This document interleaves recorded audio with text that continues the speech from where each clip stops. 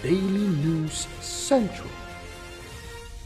Siyam ka-enforcers ang LTO, arestado sa giniligar, pagpangigil. Yang balita sang Daily News Central.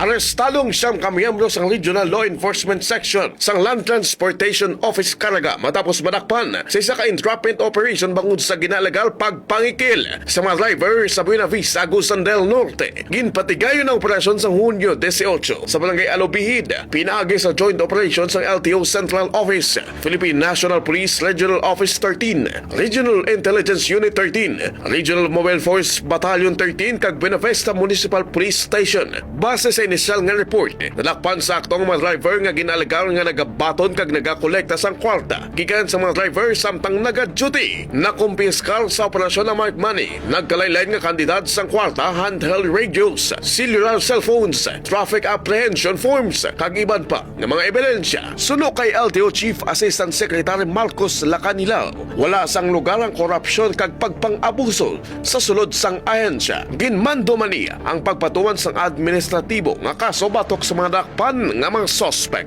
Samtang nagapadayon pa ang investigasyon. Jimmy Silvano, Daily News Central. Daily News Central.